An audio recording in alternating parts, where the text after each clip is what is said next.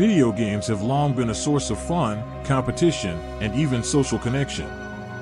But in rare and tragic cases, the obsession with gaming has crossed the line, leading to fatal outcomes.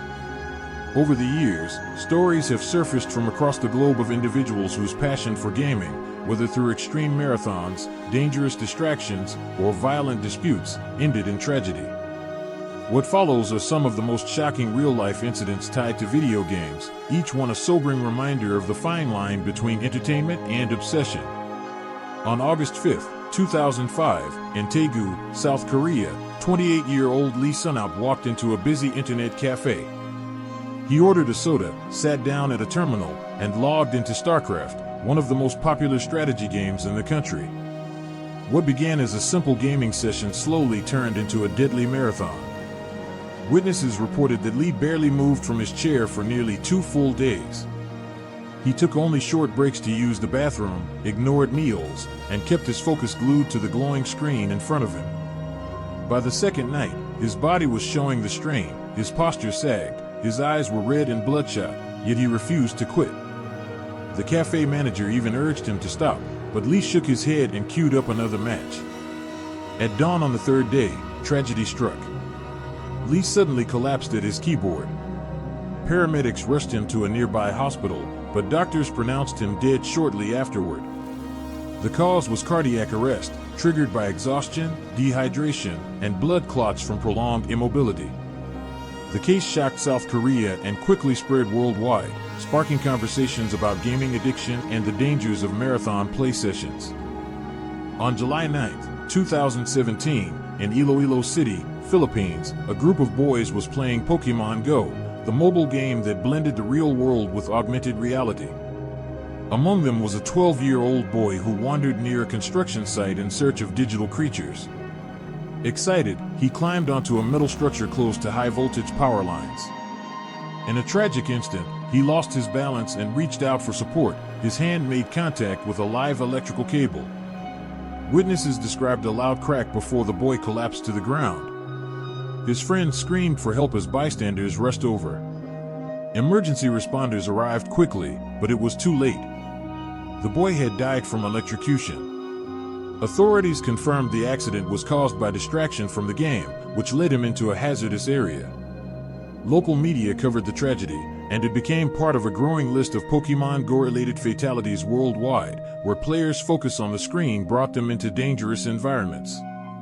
2 years earlier, on July 19, 2015, another internet cafe in the Philippines became the setting for tragedy. A 17-year-old boy in Pampanga sat down to play Minecraft, intending to spend a few hours immersed in the block-building world. Instead, he stayed for nearly 3 days straight. He barely ate, took only short naps at the desk, and hardly moved from his seat. Staff grew increasingly concerned, but before they could intervene, the boy suddenly slumped forward onto his keyboard. Efforts by friends, staff, and paramedics to revive him failed. Doctors later attributed his death to cardiac failure linked to exhaustion and dehydration. The case echoed earlier incidents in Asia and reignited debates over internet cafe safety and gaming addiction. Not all gaming-related tragedies stem from long hours of play. Some arise from disputes that spiral dangerously out of control. On December 28, 2017, 2 Call of Duty players in the United States argued online over a $150 wagered match. One of them, Casey Viner, asked another player, Tyler Barris, to swat his opponent, a dangerous prank involving calling police with a fake emergency. Barris phoned authorities in Los Angeles, reporting a fabricated hostage situation. But instead of providing his rival's real address, he gave the address of Andrew Finch, a 28-year-old man in Wichita, Kansas, who had no connection to the dispute. Police surrounded Finch's home. When he opened the door, officers shouted for him to raise his hands. Confused, he moved slightly, and one officer fired a shot that killed him instantly in front of his family. The incident shocked the gaming community. Barris was later sentenced to 20 years in prison, while Viner received a shorter sentence. The tragedy highlighted the very real dangers of online harassment and the blurred boundaries between virtual conflicts and real-world consequences.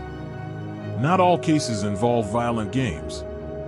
On December 28, 2009, 25-year-old Tim Eves from Sittingbourne, Kent, received a Nintendo Wii Fit as a Christmas gift. Excited, he spent Boxing Day exploring the console's fitness programs.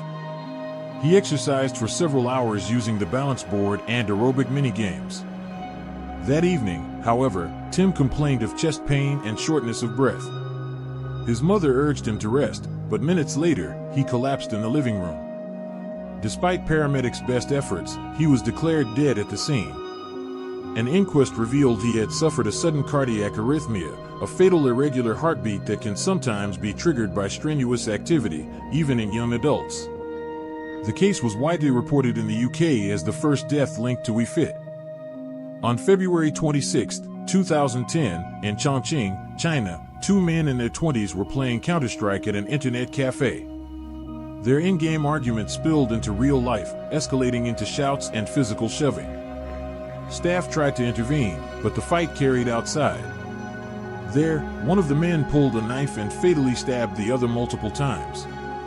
Police arrested the attacker, who admitted to losing his temper during the game. The killing was widely reported in Chinese media as another example of internet cafe disputes turning deadly, sparking discussions on regulating such spaces. One of the most infamous incidents occurred in Bangkok on August 3, 2008. Paul Wino, an 18-year-old student, hailed a taxi late at night. Instead of paying at the destination, he stabbed the 54-year-old driver multiple times, dragged the body out, and attempted to steal the car.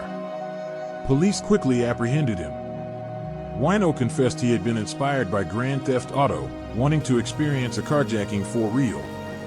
Authorities temporarily pulled copies of GTA from store shelves in Thailand, citing the case as proof of the game's dangerous influence. Wino was sentenced to life imprisonment, and the crime became one of the earliest and most notorious examples of a game-inspired homicide. On December 21, 2017, in Moscow, a 44-year-old man was home using a virtual reality headset. Immersed in his game, he stumbled into a glass table. The impact shattered the surface, causing deep cuts to his head and neck. Alone in his apartment, he could not call for help and bled to death before being discovered hours later.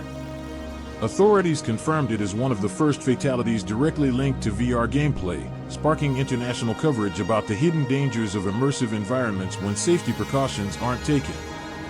On February 1, 2007, in Guangzhou, China, a 26-year-old man entered an internet cafe and began a marathon World of Warcraft session. He played for nearly 3 days straight, stopping only for instant noodles and bathroom breaks. On the third day, he slumped forward at his desk and never got up again. Doctors declared him dead from cardiac arrest linked to exhaustion and dehydration. The tragedy added to growing concerns about the toll of marathon gaming sessions in China's massive cafe culture. On October 20, 2007, in Wellington, Ohio, 16-year-old Daniel Petrick argued with his parents after they confiscated his copy of Halo 3. Furious, he found the safe where the game and his father's pistol were locked away. When his parents returned, Daniel confronted them. Asking them to close their eyes for a surprise, he instead shot them both.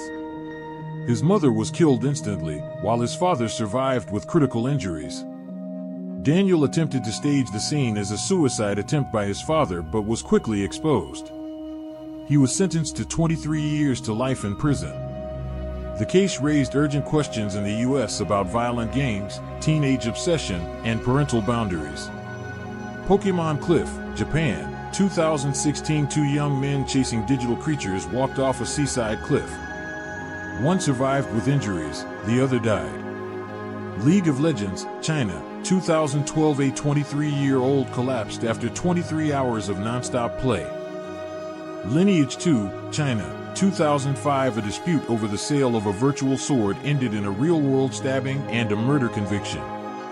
Pokemon Go truck crash, Japan, 2016. A distracted truck driver struck and killed 2 women, prompting Niantic to add in-game driving warnings. Each of these tragedies shares a common thread: the blending of virtual worlds with real life in ways that had fatal consequences. From exhaustion and distraction to obsession and violence, these cases remind us that games, while designed for fun, can carry risks when taken to extremes. As gaming technology continues to evolve, becoming more immersive, more social, and more demanding, the lessons from these stories remain relevant. Balance, awareness, and moderation are essential,